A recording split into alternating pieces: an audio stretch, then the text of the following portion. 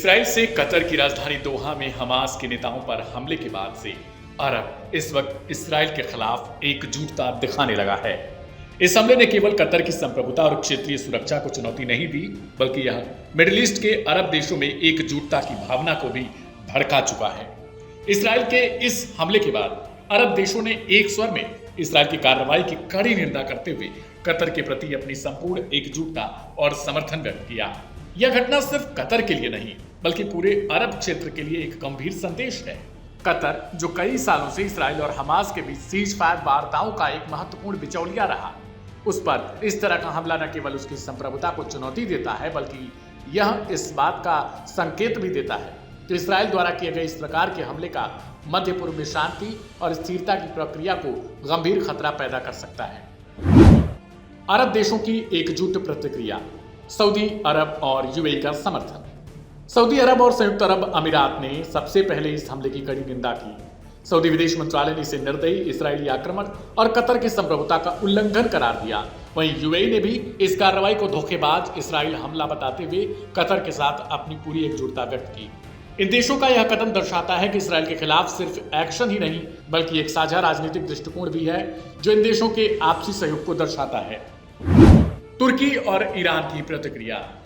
तुर्की, जो पहले ही इसराइल के साथ बेहद तनावपूर्ण संबंधों का सामना कर रहा है, उसने भी इस हमले की निंदा की।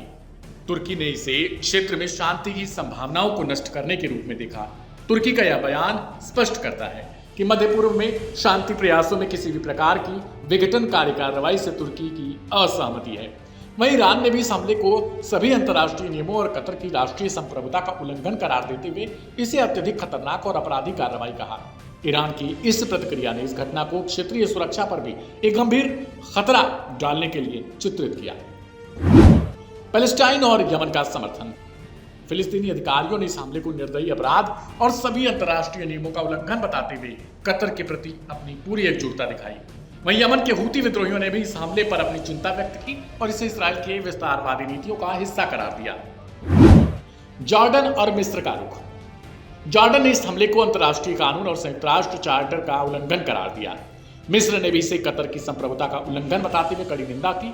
मिस्र और जॉर्डन दोनों ही इसराइल के साथ शांति प्रक्रिया में शामिल हैं और इस देशों का बयान इस बात का संकेत है कि इसराइल के आक्रमण से इस प्रक्रिया को और खतरा होगा।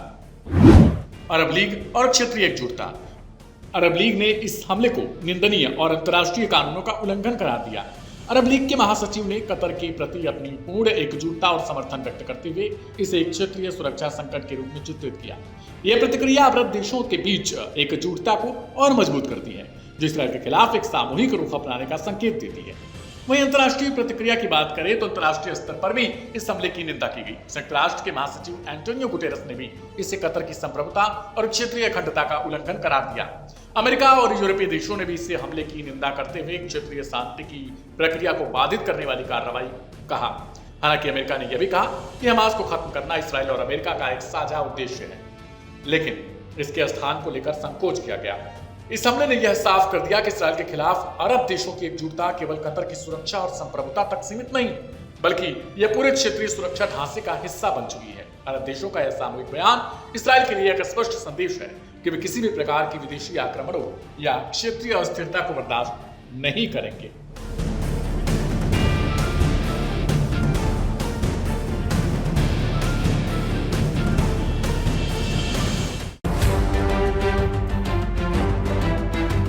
मिडिल ईस्ट, जंग का वो मैदान जहां रोज न जाने कितने लोग मारे जा रहे हैं और न जाने कितने लोग घायल हो रहे हैं।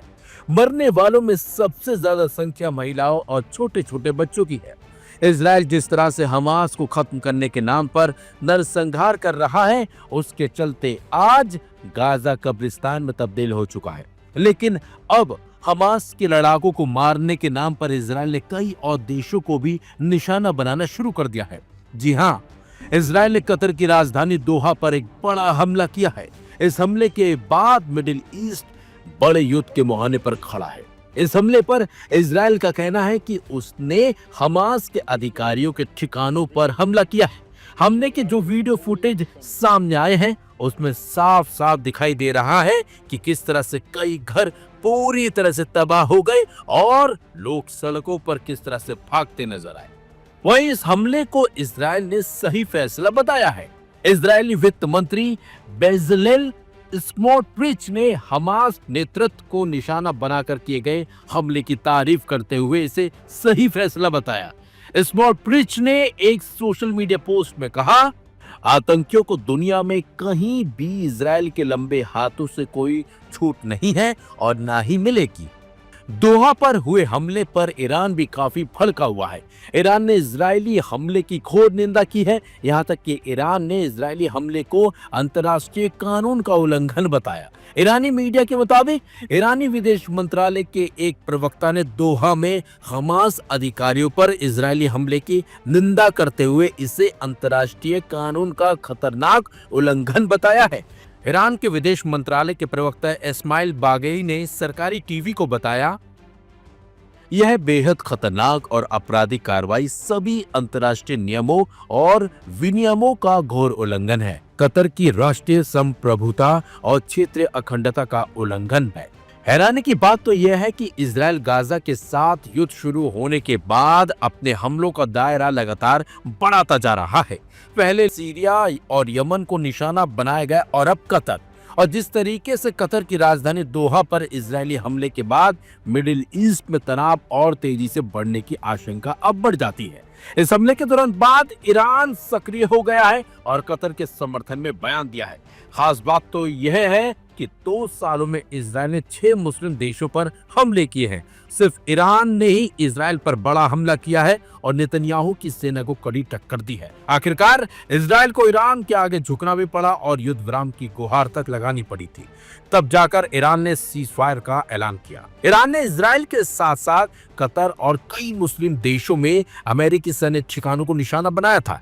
तब ज्यादातर मुस्लिम देशों ने ईरान के इस हमले की कड़ी निंदा की थी और एकजुट होकर ईरान पर हमला करने की बात भी बोल रहे थे। लेकिन अब इजरायली हमले के बाद ये देखना बाकी है कि क्या मुस्लिम देश मिलकर इजराइल के खिलाफ कोई बड़ा कदम उठाएंगे या फिर नहीं, क्योंकि इजराइल ने जो किया है वो मुस्लिम देशों को अब मंजूर नहीं है।